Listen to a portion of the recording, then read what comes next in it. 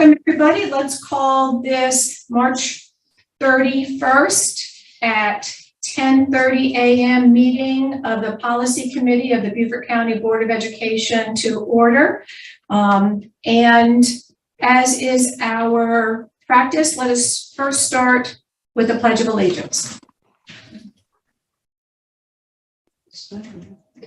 I pledge allegiance to the flag of the United States of America and to the republic for which it stands, one nation, under God, indivisible, with liberty and justice for all. Thank you, everybody, very much.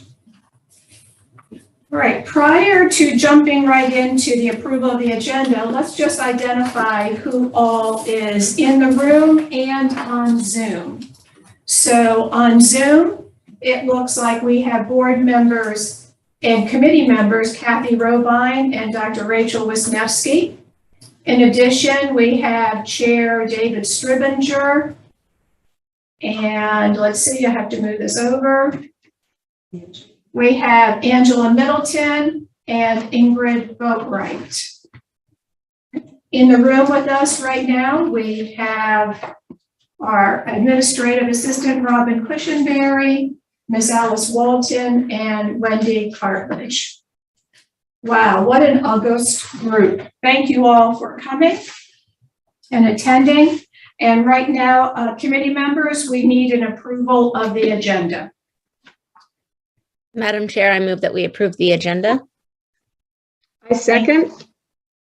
Thank you. We have a motion to approve by Dr. Wisniewski and a second by Ms. Kathy Robine. Any discussion?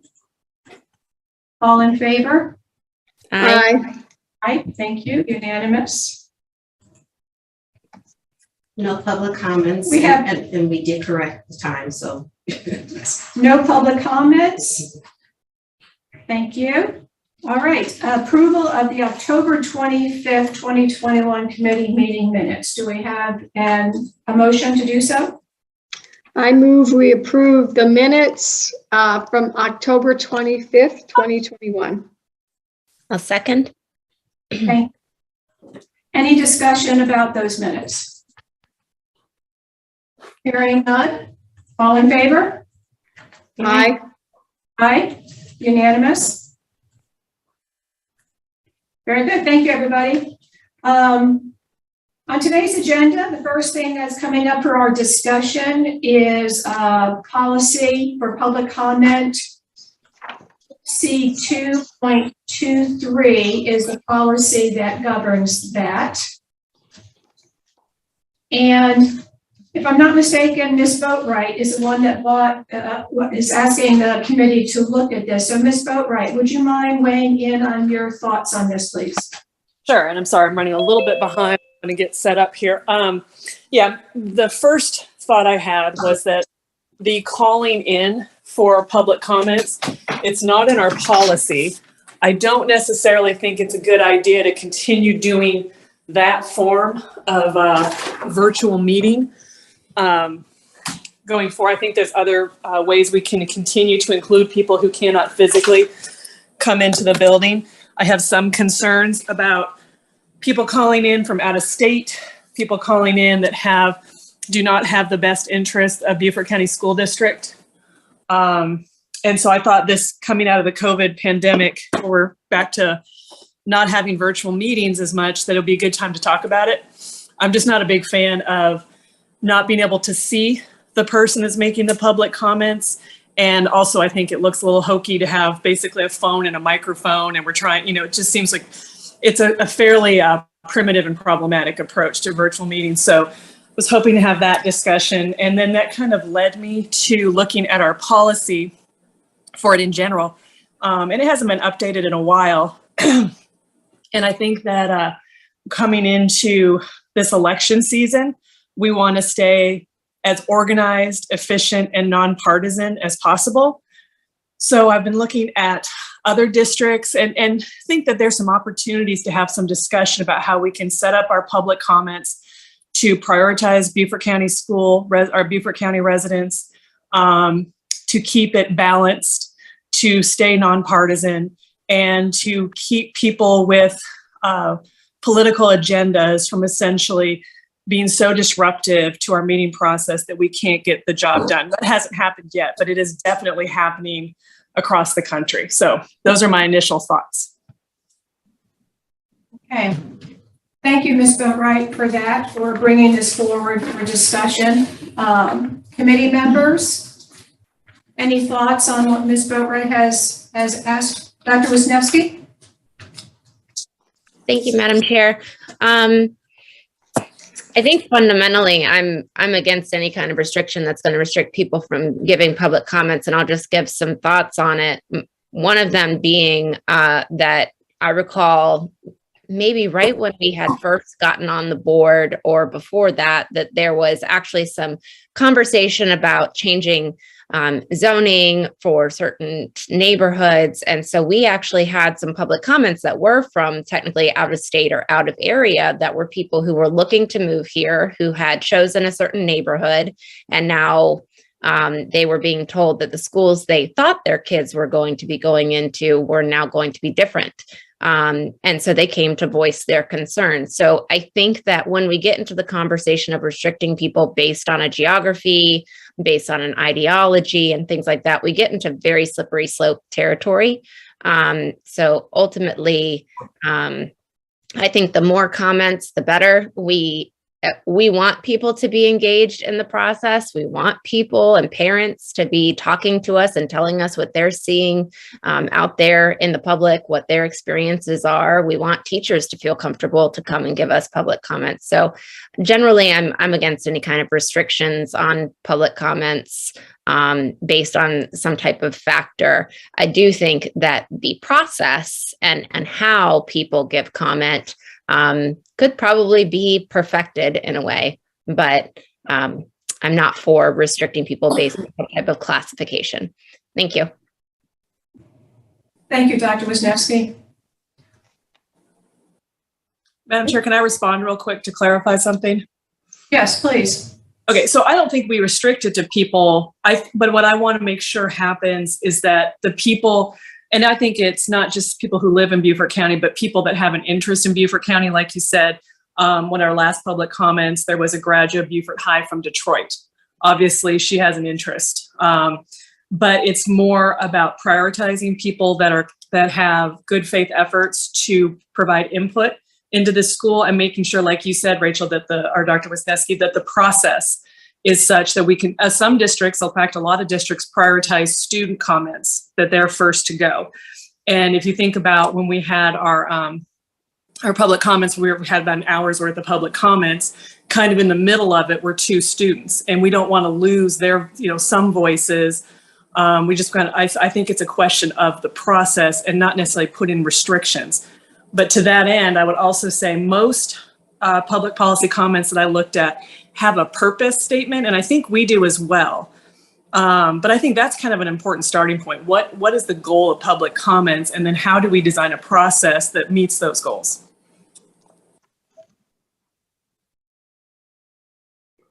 Thank you, Ms. Boatright, for clarifying. Mr. Strivenger? Thank you. I'm going to echo what Dr. Wisniewski said. I think everybody already knows I'm opposed to any attempt to cut off public comments. And we can assign as much validity as we want after we hear the comment. So, if it's a wingnut on the extreme of the political spectrum, we know that after we hear the comment, and we just disregard it. I disregard it. I just said, well, that didn't have any value. So I'm not sure we need to be making any changes to this. I just don't see any. I don't see a big problem with it. Are there any other board members? I have, sorry. Ms. Rubin? Yeah. I'm just question, the question that I have is, we have this policy about how people are to fill out the public comment card. And I don't think we really enforce this policy in terms of requiring them to write what topic they're going to talk about. And we have no way when we do the call-ins to do that either, unless when they email Robin, they need to write the topic. I have. They do that. But when They they do that. email, they do give me the topic. Okay, all right. Most of the time, they give me the topic. Okay, those would be the process issues that I would see that I think we should hold people to those. I know back when I was doing the responses to people for doing their public comments, and I would have those blue slips. Sometimes there was nothing written on it as to what the topic was. Now, I always took notes, so I knew what the topic was. The other thing that, again, I think the process with the phone call-ins, I think that does, as long as we are allowing board members to attend virtually, I think we have to allow the public to attend virtually and to give their comments virtually. I do think that we really need to emphasize that they need to state their name when they get on the phone, because a lot of times Robin will tell them, but they just go right into their spiel. So those would be my comments at this time. I understand where Ms. Boatwright is coming from. She's trying to be a little bit proactive, I think, in what she sees as political things coming down the pipe. I also think we also have rules that we just regarding the speakers that we may need to look at tightening up enforcement. Like they're supposed to refrain from racial comments. They're not supposed to make derogatory comments about specific individuals. So I think we've had that happen where speakers have called out specific individuals, and we haven't stopped it. We haven't said that's inappropriate. So those might be the things that I think we need to look at and decide, are we going to have those as policy, as they still are? And then if we're going to have them, then we need to do a better job of enforcing them. So those are my comments. Yes, please do. One of the things that we're not enforcing is like on the speaker card, we don't get their address. Some of them just put their names on there, and been told in the past not to withhold them from speaking, but they don't fill out the card. They just put their name on there. They might put the topic on there. They don't put their home address. They don't put their telephone number. They might scribble an email. So in tightening up the process, we can hold them accountable to doing those things, or they can't speak. But that's you all's call. Yeah. Mr. Campbell? Yes. The policy we have now for public comment, I think is good. I think maybe if we want to add things like Robin just said, to make sure that they put the address on, but any other issues, I don't see no issue too much with that. And far as calling out, we haven't had any that I can remember addressing different board members. We had a couple when we were talking about the mask, but those are people, you cannot stop people from saying something, and I think sometimes we go a little too far in trying to control folks. You cannot do that.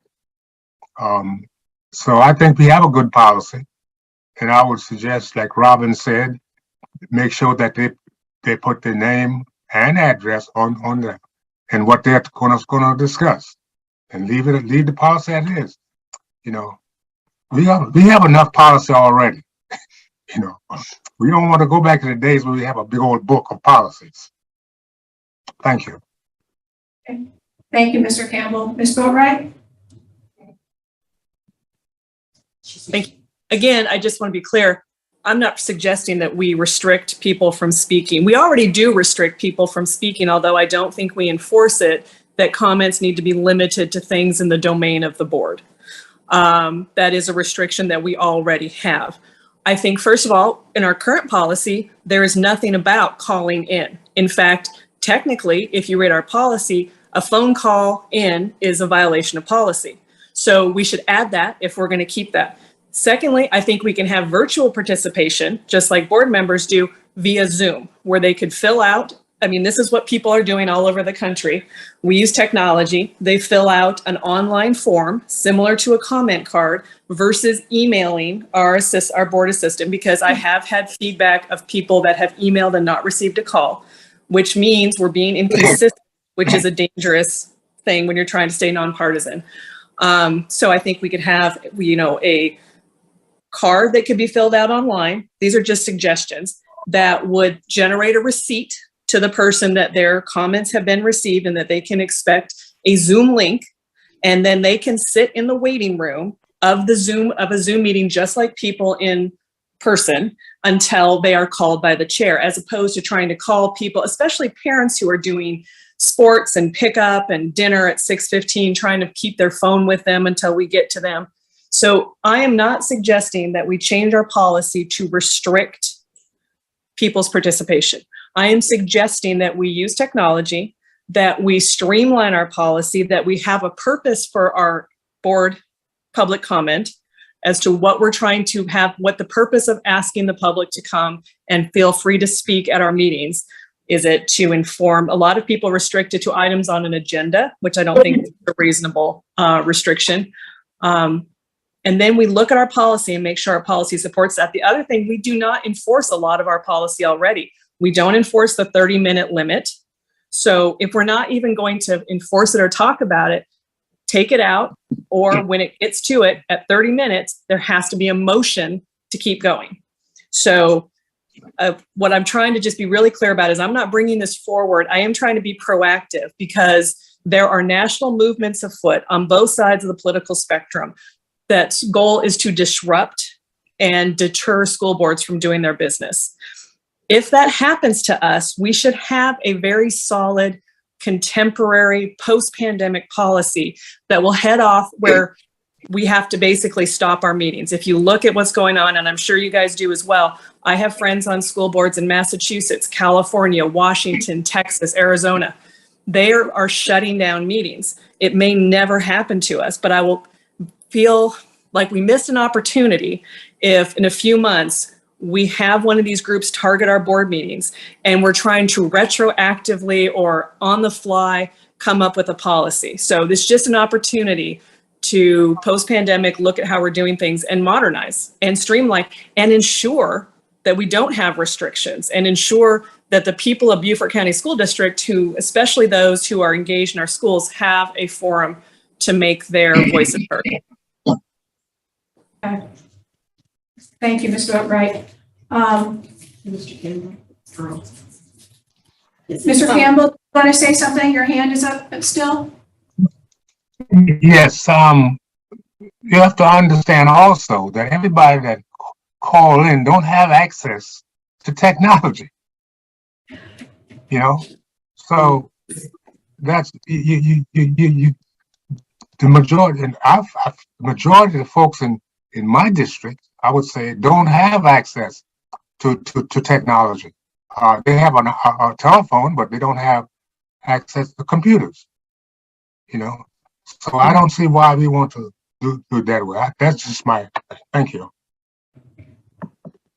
Mr. Smith?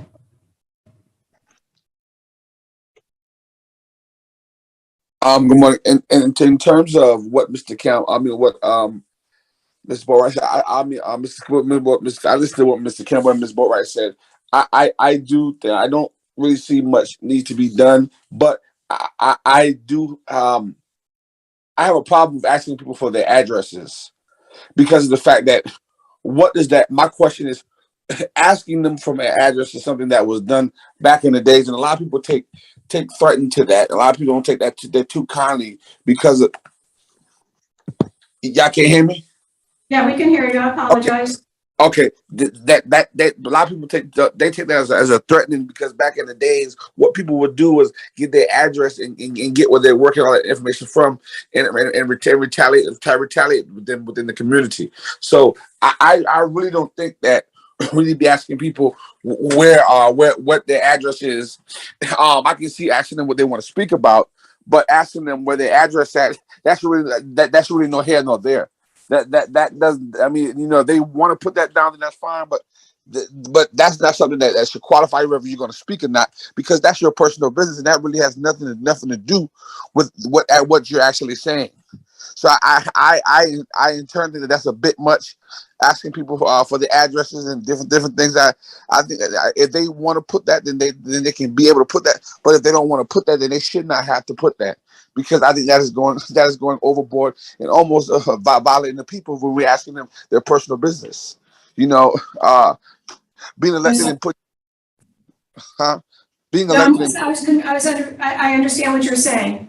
Yes, ma'am. So and also in terms of technology, I do agree with Mr. Kim. A lot of people in different areas don't have technology, but in terms of, if you want to participate, then you have to make a sacrifice. So in terms of, if you say that you want to speak, then you need to make sure that you're ready and available when someone calls you. Because I've had several people who told me, "Oh, well, I've been called. I've been called. I've actually speak and then got called, and then, well, the time frame that as a board, we honestly try to not give the board credit, that we try to make sure that that time that we're doing public comments. So if you know that you signed up to do public comments, then the same way how we're making a sacrifice and we're being there, then that person, they have responsibility too. They have to put onus on themselves to be there and be able and willing to receive that phone call, so that they can say whatever they want to say. So Right. that is something that I am not. I don't think. But adding that to the policy, if it's not there, then I do agree with Mrs. Boatwright on that. Thank you. Okay. Thank you. We've had a lot of discussion on this, so I think the last word, Dr. Wisniewski, and then let's bring us to some decision on how to move forward. I was just going to say, I agree with Mr. Campbell on, the technology part of it. I think one of the great things about COVID is that we did see much more public engagement. So whether it was, something that was people didn't all agree on, we did have much more public engagement. And I think the expansion of technology in our meetings has been beneficial, or at least I felt it was. In terms of the public comment card and the items that are required to be on it, I understand Mr. Smith's concern about addresses. It is presently one of the components of the public comment card, and I believe our policy basically states that it is the chair's discretion of whether or not that person can be heard. So if we want to change that policy or revisit it, I think that's the area that we would need to look to. Thank you. Thank you, everybody. We have heard a lot of comments about this. I do not believe it's something that we can change within this committee meeting, but perhaps we could have just a policy committee meeting just on revising the policy, maybe to include the fact that the phone-in could be available, but have more of a discussion on what a policy change could look like. We're talking about maybe prioritizing comments, putting into our policy, being able to phone in, have a purpose statement on the public comment, question about why physical address, maybe just an email address. Can the whole process be changed? And so I would suggest that perhaps we dedicate one policy committee meeting just to delve into the actual wording. With the committee's approval, perhaps I could work on a draft to bring forward that might include some of these, and then we'd at least have something to work from. Any thoughts on where to go forward on this? Madam Chair? Yes. My only comment would be if there is a draft with any changes, that it be done with track changes so we can see the difference between the original and the draft. Yeah, excellent suggestion. I know Molly included in the chat that if we were to go with a Zoom link invitation, that there could be some technology concerns with that. So with the committee's approval, if I could work with Molly and Robin and just kind of bring forward a draft so that we could, our present policy include some of these concerns that were voiced today, and then we would have something tangible from which to work with next time.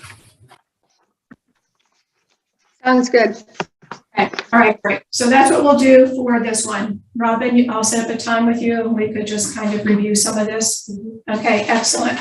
Thank you, everybody, for that important discussion. The next thing that's on our agenda is the facilities use policy. Mr. Smith, this was something that I believe you brought up during operations committee. And so it is now being brought forward to the committee here. So if you would like to speak to this. Oh wow! Y'all are just not getting to this. I thought y'all maybe had met about this already. Basically, Mr. Smith, if I could just interject for everybody's edification, the policy committee last met in October, and not all the members of that policy committee are currently on this policy committee. So it is now just coming to it. And I'm so thankful that you're on the phone with us so that you can bring up your concerns with this particular policy. Go ahead, please. I believe, Mrs. Fritz, with all due respect, that the night that the board chose to send it to the policy that you were there, and I think I spoke to it that night in terms of what exactly.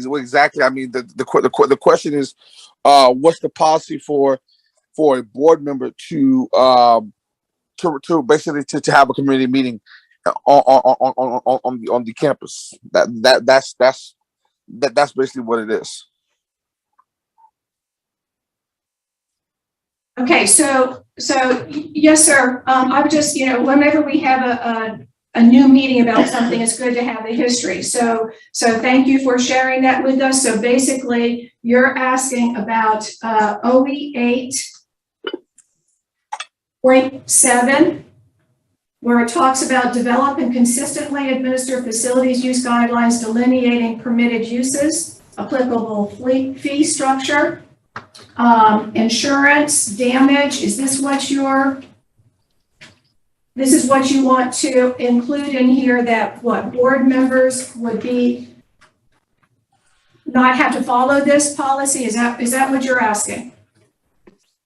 Ms. Fitch, how you interpret stuff may not be how I interpret it. My question is, I mean, my statement is as clear as day in terms of what I'm asking. What is the process, and how does the board interpret a board member using a board member to use the facilities, the whole community meeting to do their job?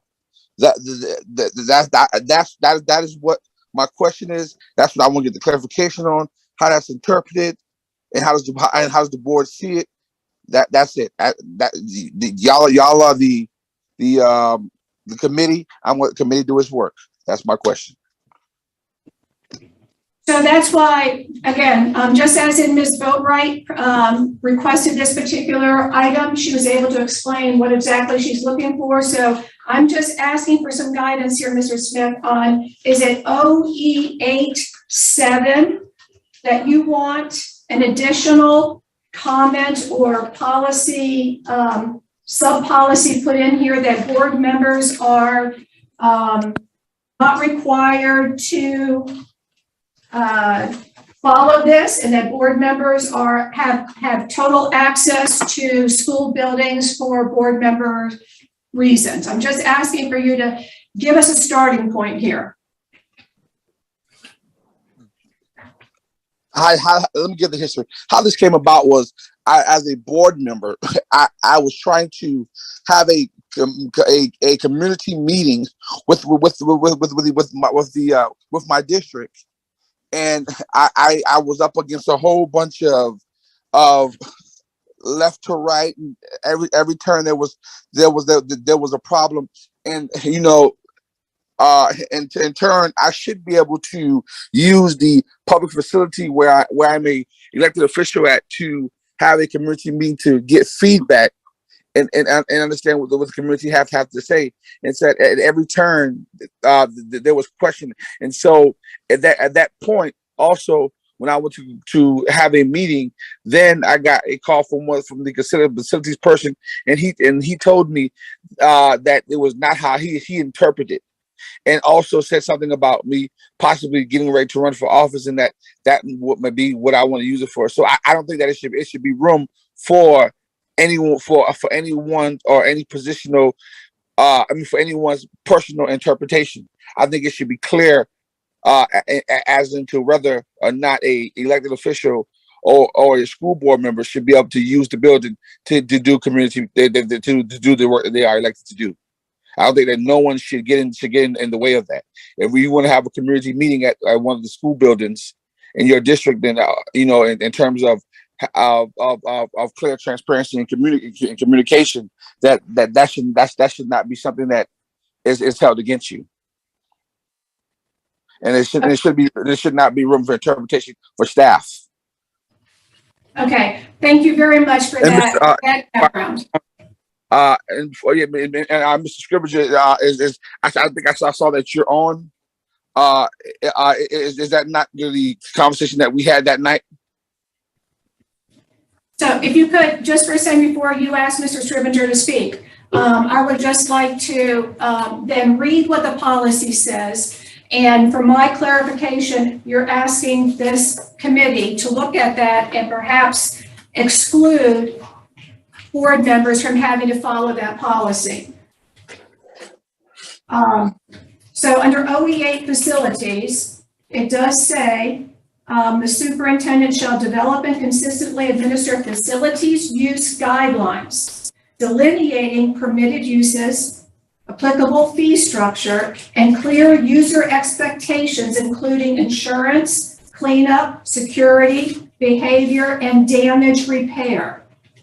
So just to be clear, you're asking this policy committee to determine whether or not board members, there should be in the policy excluded from that. Is that correct, sir? No, because I believe that form that you guys have now is actually a new form, because when this co-conversation takes place, they didn't even really have a real form. I don't see the form that y'all have now, but I just want, let me see what Mr. Scrivener just said. Now I'm also looking for the form myself, if you give me a second. So you can take Mr. Scrivener at this time. Yes, I will certainly call Mr. Scrivener. I just want to clarify, I'm not looking at a form right now. I'm looking at our policy, which is what we're dictated to work on. So Mr. Scrivener, you've been asked to add some edification to this. Yes, ma'am. Okay, the conversation, and I think you've nailed the issue.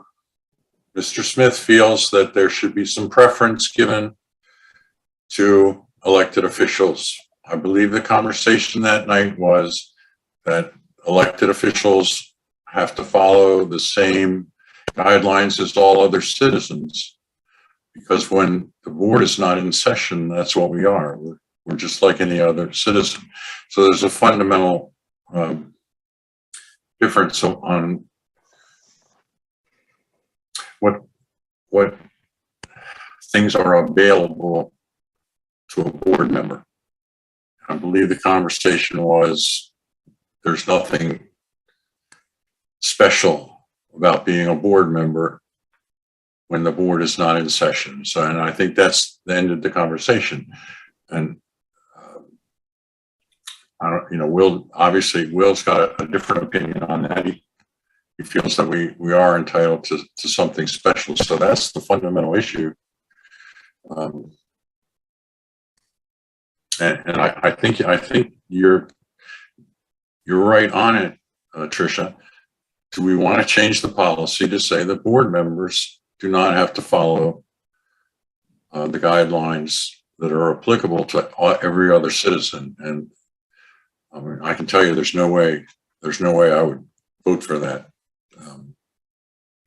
we need, we strive not to separate ourselves from citizens.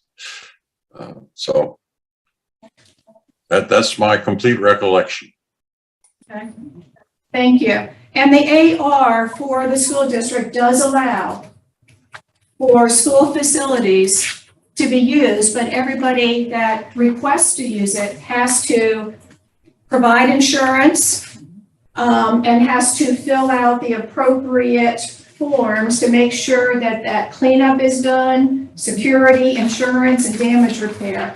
So it's not that we as Beaufort County citizens could not apply to utilize the building, but we would just have to make sure that we have the insurance and everything. So thank you, Mr. Stribinger. Ms. Robine, Dr. Wisniewski. Dr. Wisniewski, I see your hand. Thank you, Madam Chair. I was just going to give a comment. It does look like by the AR that there is a permissible use for public meetings and hearings, but it's limited to federal, state, and local units of government or government agencies. So I know that in the past I've had, public meetings, just kind of an informal thing with my counterpart on county council, and we've done it at the rec center. And that worked out fine for us, but that option might not be available to all throughout the county of, using the rec centers during specific time periods or whatnot. So I understand the argument of that we're individuals or citizens, but I do feel that there is value in us being able to engage with our constituents and give them updates and things like that at public forums or meetings. And if we are doing that, we are acting in our official elected capacity, just not as the body. So I think that I understand Mr. Smith's concern, but I also understand at the same time that we also have to abide by the rules that are in the AR and by our policies. And presently, the use of our school facilities for public meetings and hearings is limited to those units of government or government agencies and not to elected officials. I don't know of any other elected official that's ever used any of our facilities for providing a public meeting, and what kind of the historical procedure has been. I'd be interested in knowing that, but those are just my comments on it. Thank you. Mr. Stribinger? Thank you.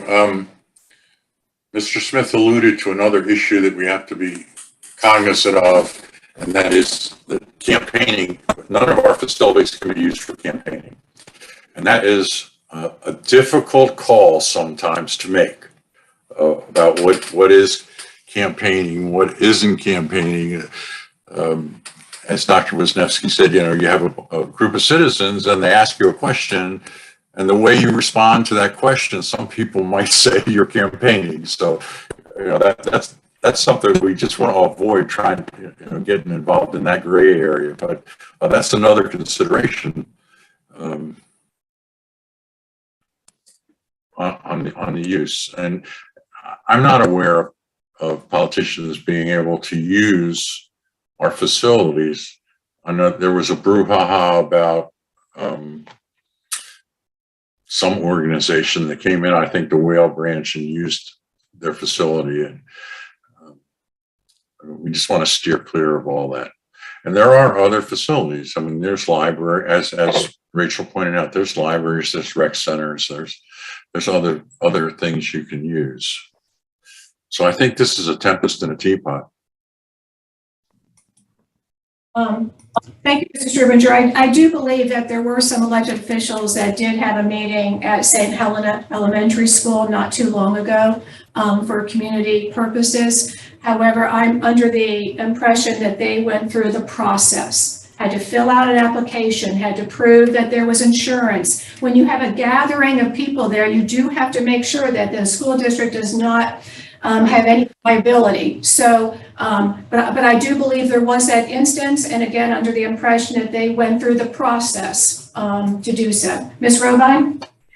Yes, I agree. I was looking at the AR as well. And I agree with Rachel's interpretation of it, that it says any federal, state, or local unit of government, meaning the total as a whole. It also says in that paragraph that without charge, except for additional supervision and or custodial services. So there's a charge involved, as there should be, because when we ask our people to work overtime or extra hours, not for our benefit, but for the benefit of the group, of a different group, they should be willing to pay for that. I too, like Dr. Wisniewski, although, I think COVID put a halt to that a bit, have had constituent meetings, and we use the libraries, and I believe there's libraries in all of our districts. So that would be an area to look. I do think that, we have a process in place, and it does require, people to go through the process and apply and prove that they have what's requested of people, of any citizen who would want to use our building. Thank you. Mr. Smith? First off, let me start off by addressing the thing that Mr. Scribner said in terms of the campaigning. What a staff member should have never made a comment about me campaigning or having community meetings, or when I thought it was the time that I would need to have community meetings. I thought that was very detrimental and very slanderous. But anyways, but needless to say, I think that's a slippery slope to go down, to trying to understand whether they're campaigning or not. I think we all take an oath of office. To be quite frank, I believe that we all take oath of office, and if we're going in the school building and we're having a community meeting, it should be referenced. Please stick to the policy. Can we go back to the policy? You let me finish. In reference to what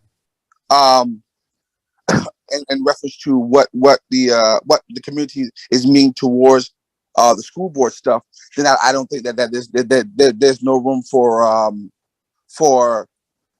there's no room for interpretation, and clearly that's why I brought it up, because there's room left for interpretation from staff.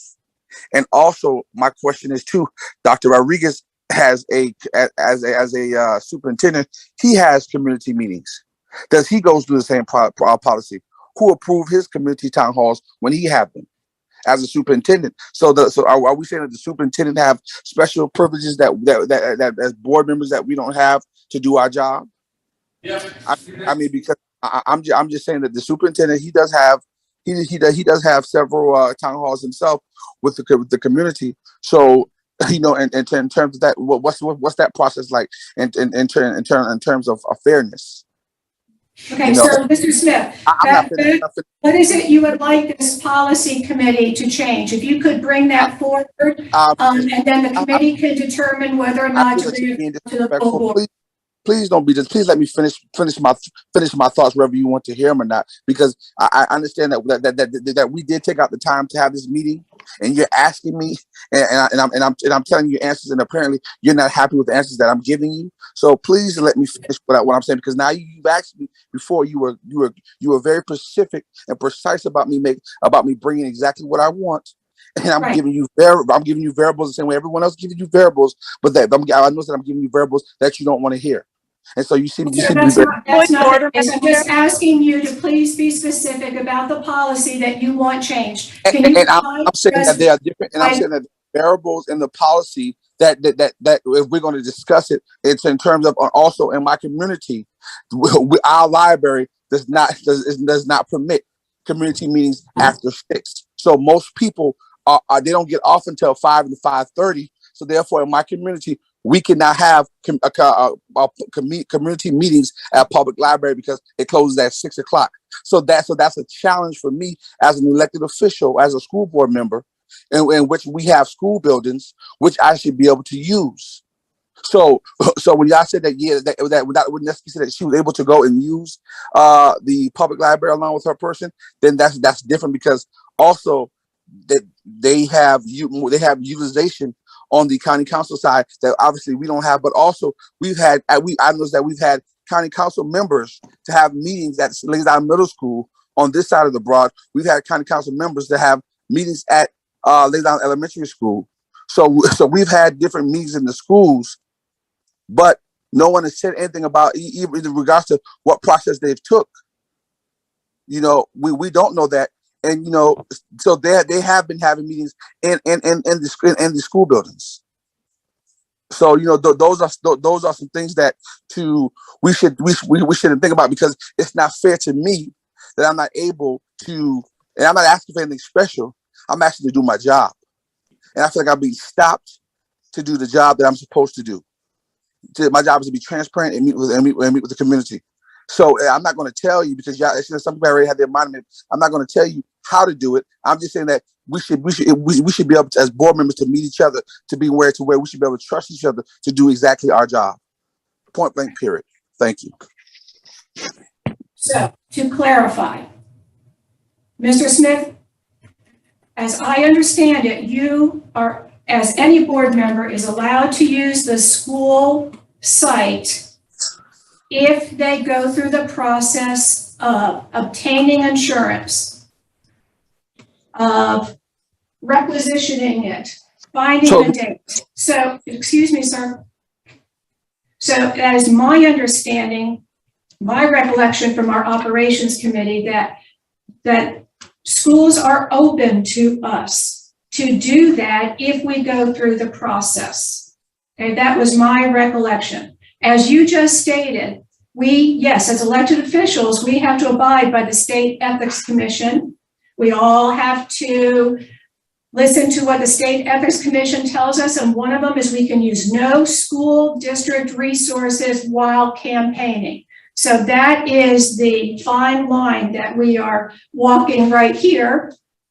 But to your point, community meetings, we're all elected officials. We all should abide by the rules by the State Ethics Commission. So again, well, everybody's heard what you said. So Ms. Robine, Dr. Wisniewski, any suggestions on how to move forward or not to move forward with changing this policy?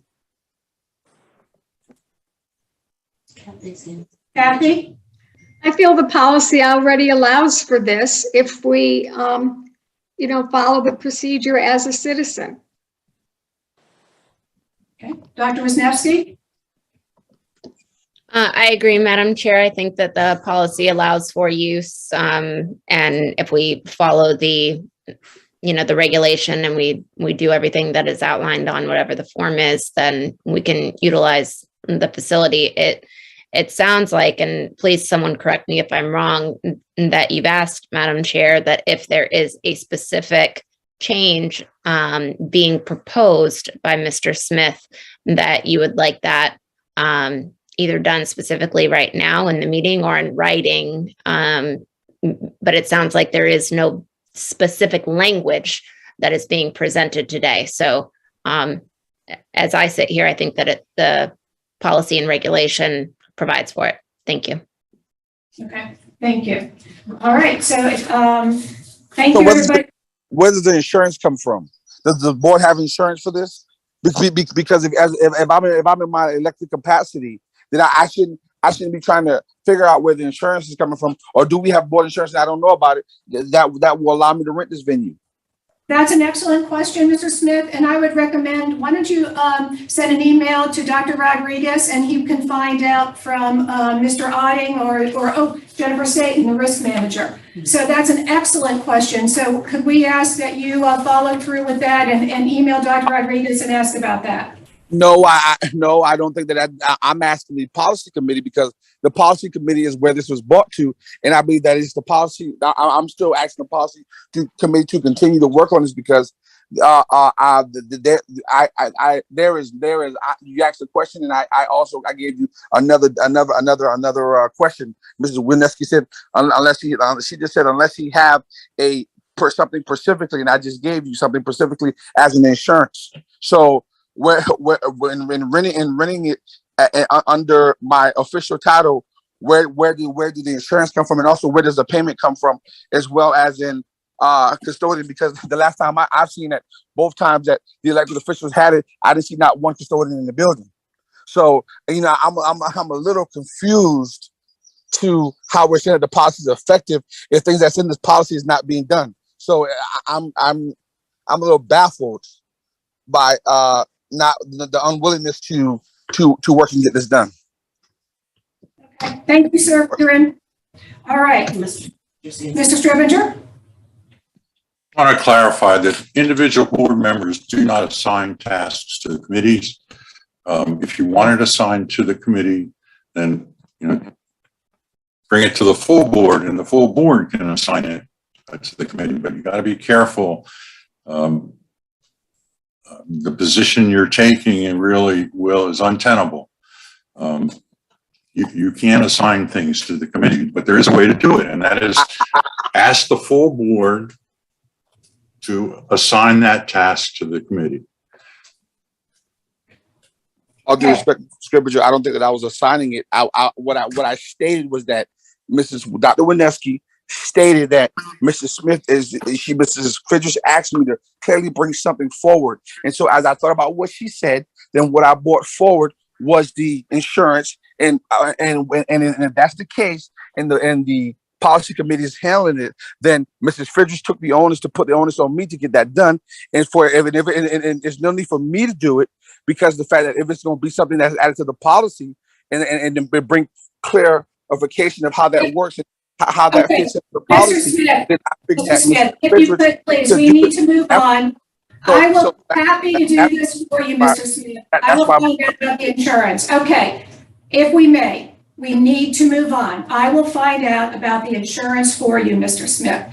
Okay, the next item on our agenda is policy for mascots, OE 8.10. Okay, so let's call this one up. And Mr. Smith, this also, I believe, was something that you asked for. OE 8.10, if I may illuminate everyone what this says. The superintendent shall ensure that any committees appointed to recommend school names understand that final approval of school names, mascots, and colors is the sole responsibility of the Beaufort County Board of Education. B, schools may not be named for individuals. C, adjunct facilities, including athletic facilities, may be named for individuals as specified in the district administrative regulations. And D, the board has the right to change the name of any facility or adjunct facility when it deems it is in the best interest of the district to do so. Okay, so again, Mr. Smith, if you could please give us a little background as to why you asked this to go to policy committee. I don't think I remember me asking this to go. I think this was something that Ms. Boatwright, I believe, asked to go to policy committee. Oh, okay. Honestly, I don't remember. It is being brought forward to the policy committee as a result of the conversation with the concern over the mascot's depiction, the way it's being represented at Beaufort High School. Is there anyone that has a different memory than I of that, Mr. Strivenger? Thank you. I think there is an issue where the AR is inconsistent with this policy. And I believe Ms. Boatwright might have pointed that out, because the AR says it's restricted to new schools, and it's not consistent with this wording. So there's an issue, and I do believe Ms. Boatwright brought that forward. Okay, thank you, Ms. Boatwright. Are you still with us? Great, Ms. Boatwright. Yes, I actually brought this forward. I suggested this a while ago when we looked at the Robert Smalls changing it from International Academy to Leadership Academy. And I made the comment at the time that we really don't have a procedure for changing mascots. So I remember bringing that up. And I think part of the problem here and some of the discussion that was had with reference to the depiction of the mascot was more, we don't really have a policy about depictions of mascots and logos. So I think those two things maybe are getting, I think it'd be smart to have a policy for changing mascots or names, because that can get into some very dicey emotional areas. And I think that's actually, taking it a step further to look at if we want to have a policy about how mascots are depicted, which I think would fall, I think we're using the term logo, which I'm not sure if that's the totally correct term, but I think see those as two slightly separate, or one's a more full investigation of the other issue. So that's my memory. Okay, Dr. Wisniewski? Thank you, Madam Chair. Two things. One is if the AR is inconsistent, we probably need to have administration look at that and see if there's any edits that need to be made to bring it in line with what's here in our policy. I know that I pointed out in our meeting when we had this conversation recently that the precursor at the beginning of the of 10 says that committees appointed to recommend school names understand that. And then A talks about names, mascots, and colors. So I do think that there is probably some massaging that can be done to 10 to make sure that this is very clear of where the responsibility lies. And additionally, I think that we need to probably ask administration for an updated AR once we do massage this if necessary. Thank you. Ms. Boatright? No? Okay. Anybody's here that I don't see? Okay, so what I'm hearing, that's a good point, Dr. Wisniewski, that the AR that goes along with this policy definitely needs to be consistent with what the policy is, and you're suggesting that OE 8.10 should have some revision to it, for more clarification to it. Yes, ma'am. How would the committee like to proceed with getting some clarification to OE 810? Sorry, Madam Chair, I don't mean to speak out of turn. Oh, please do. Okay. My recommendation would be to have another meeting on this where we have a copy of the current AR so we can mesh that against this and then make OE 810 more clear and then put the interpretation of that back onto the administration. So I don't think we have the AR here in board docs right now. Yeah. Okay. Ms. Robine, are you in concurrence with that? I am. I think I need to see the AR. I was just trying to find it, but it's better to just put it off to another meeting. Yeah, I would agree so that we can, and if I could assign some homework as the former teacher that I am, if we could just really look at that prior to our next meeting and come with ideas of how we understand it, where it should go and so on, that would be very helpful. David? Goodbye. Thank you. Yeah, I think it's OE 28. OE 28? I believe that. You mean? Or O something 28, the AR. Okay. Okay. OS. OS 28. Okay. Okay, great. Then we will add that as well as our first assignment from today to our next meeting. Excellent. Okay. The next item on our robust agenda is nepotism, AR, HRS 6 staff ethics. And Ms. Boatright. Hey. Yes. I'm getting all the credit. Yeah, I don't know why this went to policy, because my point was, and we already had this discussion in operations, is that the AR is out of line with policy. So just to, so the policy committee understands what I'm talking about, The nepotism AR is more aggressive and has some problems, in my opinion, that we talked about in operations, compared to what the state nepotism standard is. And I think the extra language that we put in there conflicts with OE 4.3. And OE 4.3 says that personnel will select the most highly qualified and best suited candidates for all positions based upon experience, formal education, credentials, and certifications appropriate for the position. Assign sufficient staff to meet the needs of each school. So my point was that the nepotism policy that includes a provision that teachers may not work in the same building could lead to another qualification in terms of who you're related to or who you're married to in our personnel selections. So that was my point in terms of, and one thing that this policy committee, at some point way down the road, can talk about is, we don't want to get involved with AR unless someone can point out that there's a policy violation, right? That's kind of what I've been told.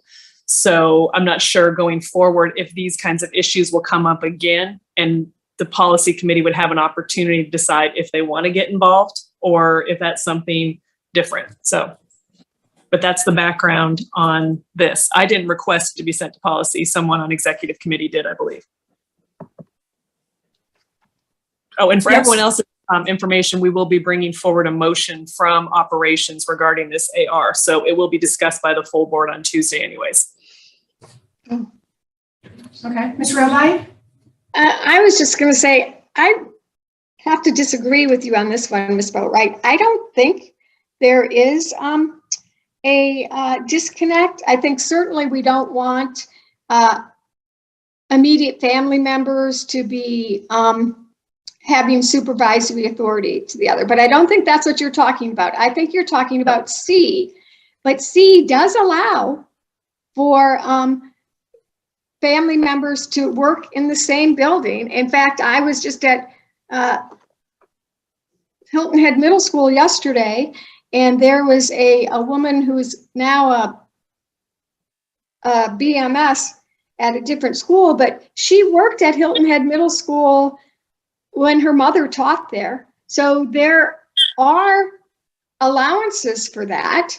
It just the immediate they have to get the approval of the superintendent. So I'm thinking that sometimes maybe principals are choosing not to exercise this, and perhaps for reasons known to them. Okay. Yeah, and this is, I'm sorry, I'll just jump in. This is very much the discussion we had in operations. Okay. And one of the things that was discussed is, to me personally, and I think one of our other committee members said it, he said that this is sort of a cop-out on the board to say we're going to have this policy, but the superintendent has the right to approve it.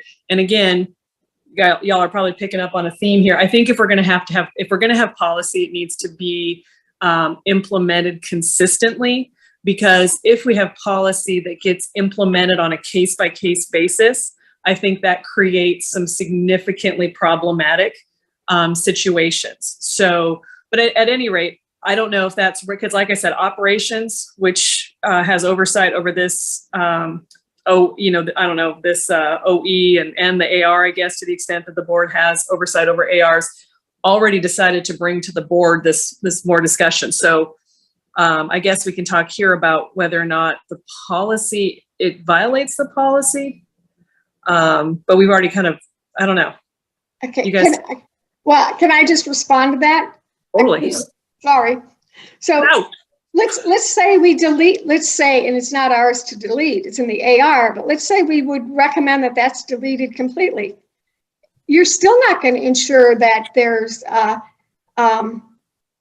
it's enforced the same way, because the principals have the latitude of trying to hire who they want. But don't they have to have a reason? It doesn't say. No, but I mean, and I don't know this to be true. You're an administrator, I'm not. Can a principal decide that they don't like a person and then just send them to another school? without regard for that person's position in the school? We have Ms. Walton here that could, Yeah, I don't think they can do that, but there are ways that happens. I'd rather not know. Yeah. So what's the question? So Ms. Boatright, would you pose your query again to Ms. Walton? I am at this point not even sure what my query is. My query in terms of the policy discussion. Okay. Because like I said, we already had this discussion. Ms. Walton was there. Mr. Crawford was there. Right. So I think what I'm hearing from you, tell me if I'm right or wrong, you are absolutely want to make sure that our policies align, that the ARs align with our policies. correct. And your concern is that there is verbiage in the AR that is not represented in the policy. That conflicts with the policy. Yep. Right, because, I mean, we already, as we discussed in operations, we know that under HRS 6.2 nepotism, there are certain things like with the immediate family member that needs to be changed because the state has now changed the definition of that, and Wendy is right here. Yeah. And then also just some verbiage that says under the same immediate supervisor without prior approval, but we know that you can't do that anyway per state statute. So what I'm hearing you say is you think it's important that that kind of verbiage also be represented in our policy. No, I don't know why this discussion's in policy. But so that's my question, is that if we're creating a process that when a board member identifies that an AR may be in conflict and wants to have a discussion, does that go to policy in advance? Because are we going to change the policy? That's where I feel like we don't have a good procedure. And I'm not sure, I wasn't the one, because like I said, we looked at in operations and then someone said, well, it should also go to policy. I don't know what we do with it in policy. Well, I think that obviously policy the committee just makes recommendations to the full board. And so do you have any specific verbiage that you would like, that you would see change or add or whatever to the OE? I know, I understand about the AR, and that's administration's purview, but is there any specific verbiage in OE 4.3 that you think should be added or deleted? Nope. I like the policy. I don't like the AR.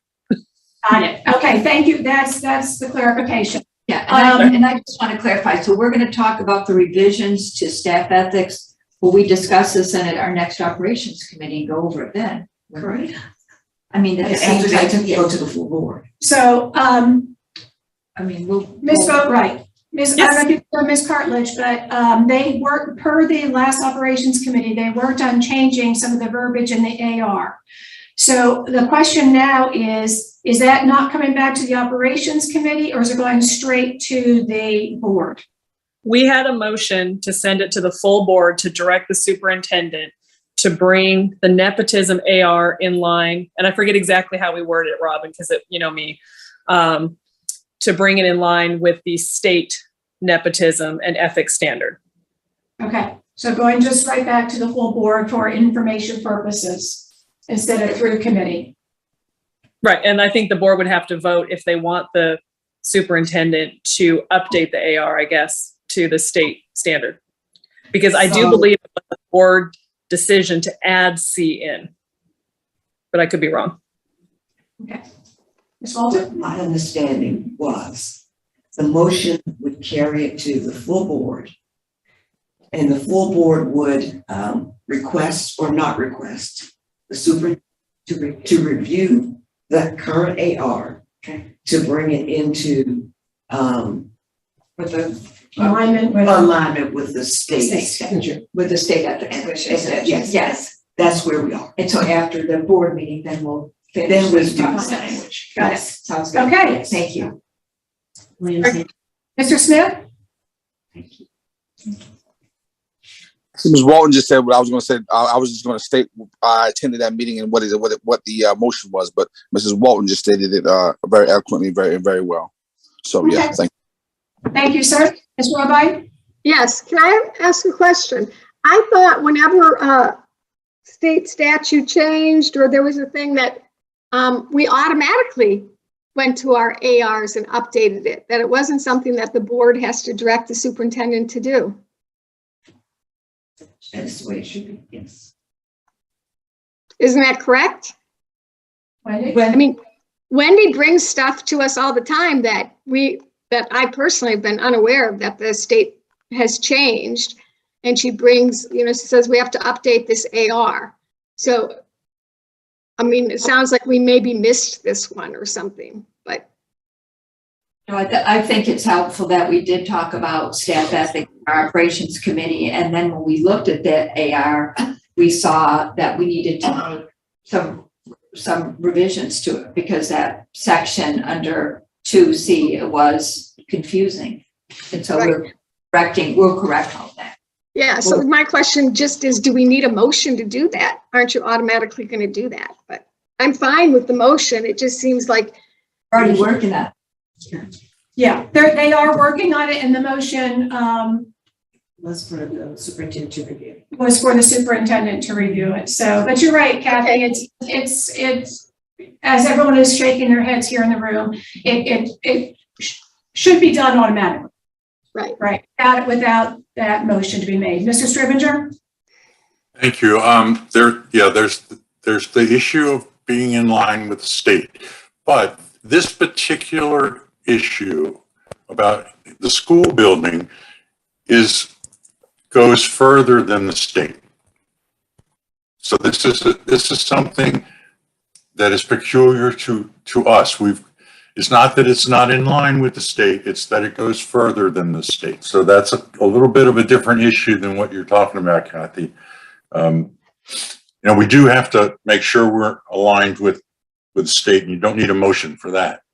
The motion really focuses on whether we want to go beyond the state requirements to talk about spouses in a school building, which is fraught with issues.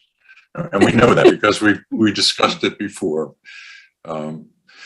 There's a morale issue for everyone else in the building. Those are the kinds of things I believe that the principal is supposed to evaluate. Right. Is there an undercurrent of problem with the rest of the teachers? Blah blah blah blah blah. But this is beyond the state. So just saying aligning with the state doesn't deal with the issue. So that's why it's got to go to the board, I think. Okay. Ms. Boatright? Yeah, and there are, to Mr. Strivenger's point, two issues. One is when I asked to have this AR reviewed, it became apparent that, I think, Wendy, correct me if I'm wrong, immediate family now includes brother-in-law, sister-in-law, mother-in-law. Is that correct? That's what the change was, right? Actually, the immediate says now family member, and uncle, first cousins, nieces, nephews, father-in-law, mother-in-law. So they've changed the definition they've expanded the definition of immediate family, which, and I don't want to get in this discussion, but think about it. If you marry someone who happens to work in the same, it gets very complicated. And then you're right. There is a special provision that apparently applies only to personnel at Beaufort County Schools. That was done, I believe, by the board. And all the different school districts interpret this a little bit differently. They put their own twist on it, so.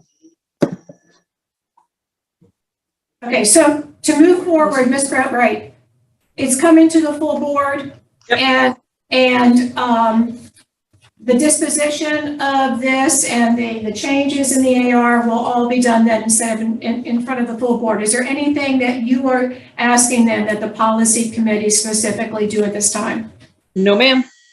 Okay. Ms. Robine? I'm good. Okay. Dr. Wisniewski had to leave, so any other? Well, I can't see anybody else, Robin. Anybody else? Okay. All right, everybody, then thank you. We know we'll be bringing this topic up. Is it on the agenda for this next board meeting? Comes out of committee. So yes, it will be under operations committee's meeting. Okay, excellent. All right, and lastly, the financial administration OE 6.16. So let me just turn to this.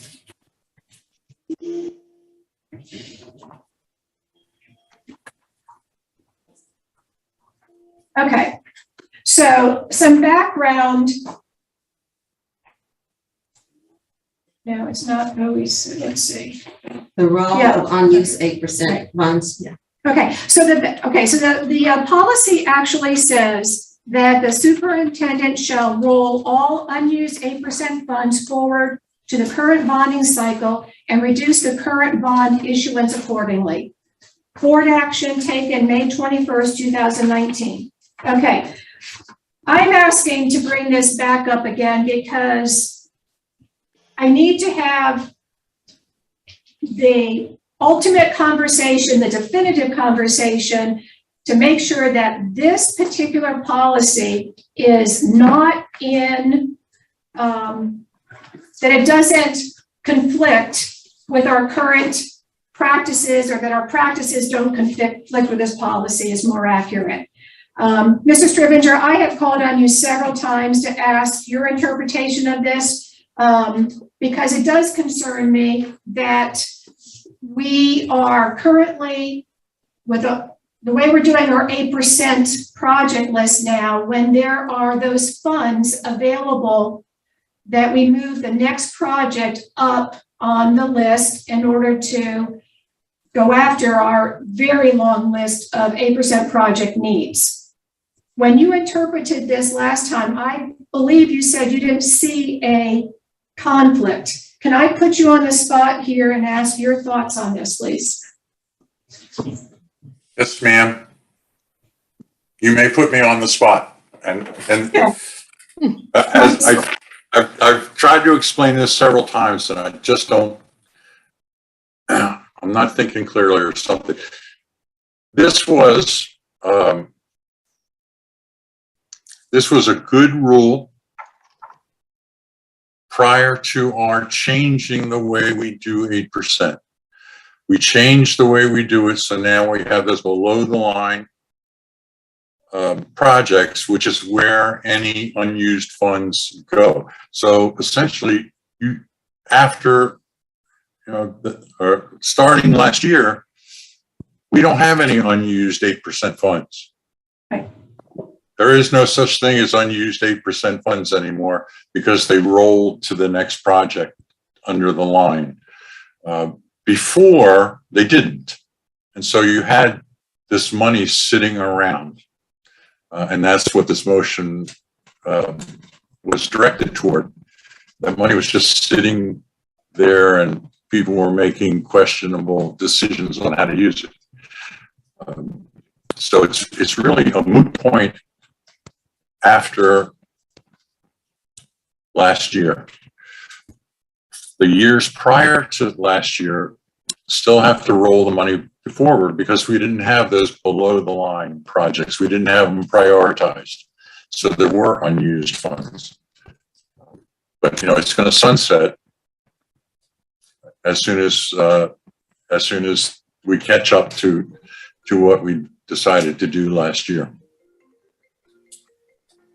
I'm trying to make it clear, but I'm confusing myself a little bit. But yeah, I appreciate that for the minutes and for the people that might watch or are listening to this. So do you have a recommendation on, do you feel that this policy, because I agree, it was a fabulous policy in 2019, okay? I believe it might have even been unanimous when it was passed.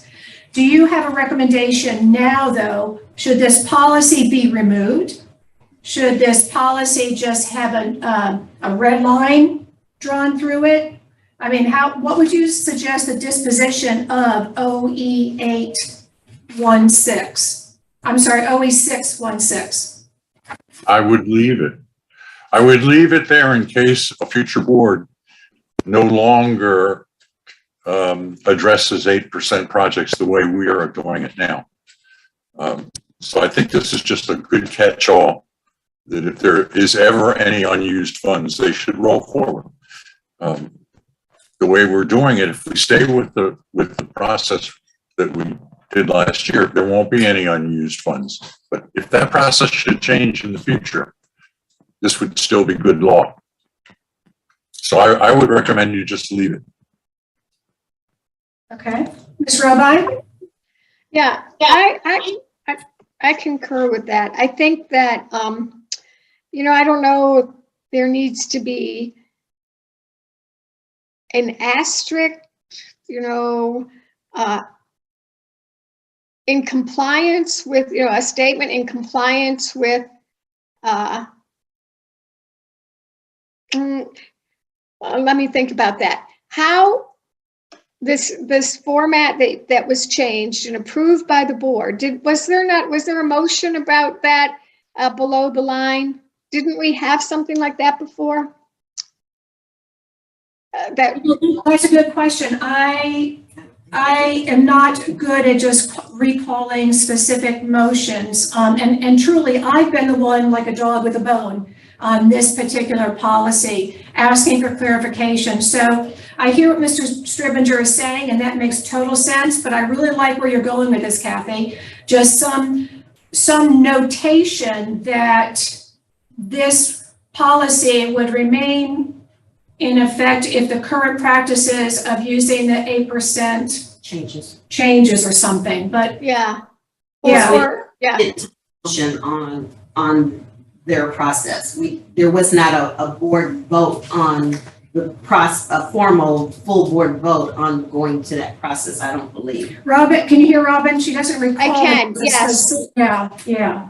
But I remember having this discussion as a full board when we moved to that below the line and decided to use these leftover funds, unused funds, because there was the concern at that time that it was in conflict with policy. So I know we talked about it as a board and we agreed that it was a good use. So if there was no vote,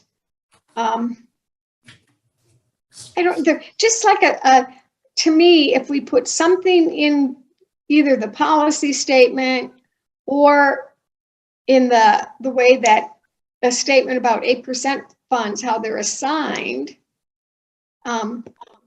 to remind people after we're gone what this meant.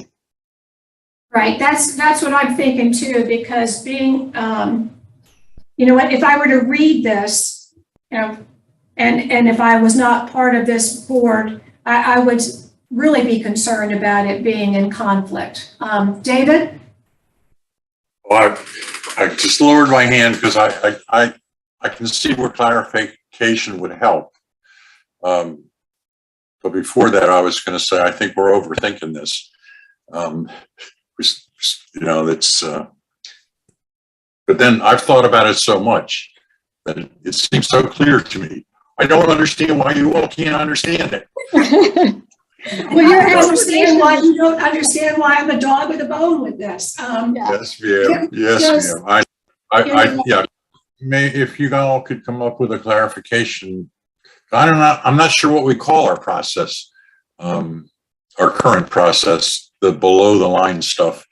Right. I don't know what we call it. Maybe we should come up with a name and a logo. You know, so some clarification probably would help. Okay. I would be willing, when I work with Robin on the previous item, why don't I work with Robin on looking at going back, Kathy, and seeing if there was any type of motion or something regarding that, and come up with some wording to bring back for our next policy meeting. Okay, I'll also work on some wording because I had a few thoughts that fleetingly went through my head, but I've already lost them. So yeah, understand. I will think about some words and pass them on. Okay, all right, very good. All right. So to recap, our work today, I will work with Robin and Molly and create a draft for GC 2.23 to incorporate some of the thoughts and ideas here, and we can work on that draft at the next meeting. Facilities use. No change with that. However, I will get an answer to Mr. Smith's question about insurance, just in order to expedite that. The policy for the mascots. Cleaning words up. Yeah, The AR is not consistent with the policy, so they're supposed to look at the ARs with the mascot. right, because the new Yeah. naming and Because stuff the like new that. naming and stuff, it's not consistent with our policy. Right, so I've got to do that right now. So, yeah, staff will work on that. Staff is working on the AR for nepotism. And Kathy and I will both come back with some maybe clarifying wording for OE 6.16.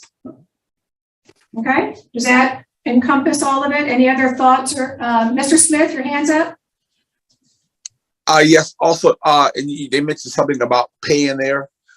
Also, when you ask about the insurance, could we see also how we are paying for it too out of water council? How does that work as well in terms of when you look up the information about the insurance? I mean, when you ask him about the insurance, about what does that look like?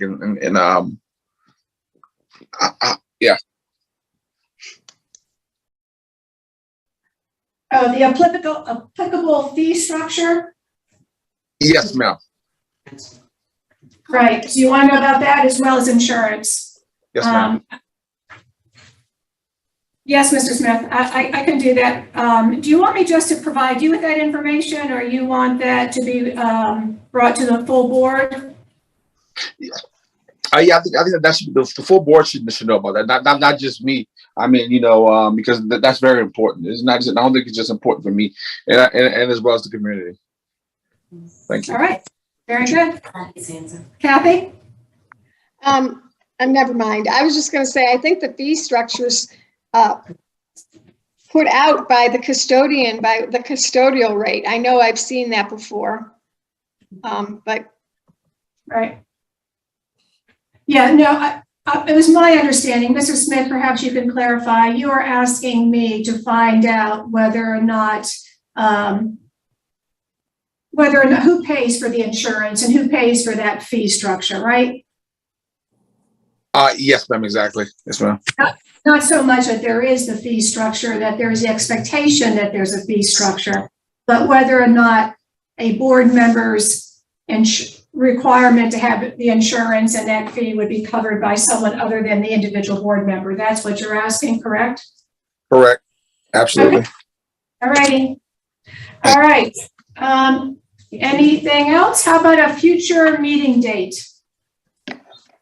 You know what? I had one other thing that was on our agenda, or when you look at the minutes from our last meeting in October, there were a couple policies, OE4. Now I can't find those minutes that Ms. Walton was not there to address, and we said we were going to move those forward.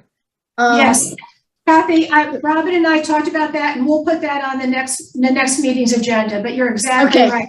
Before. All right, that's just what I wanted to bring forward. Okay. As well as another leftover was the tax credit. Wendy was going to find for us from the School Boards Association.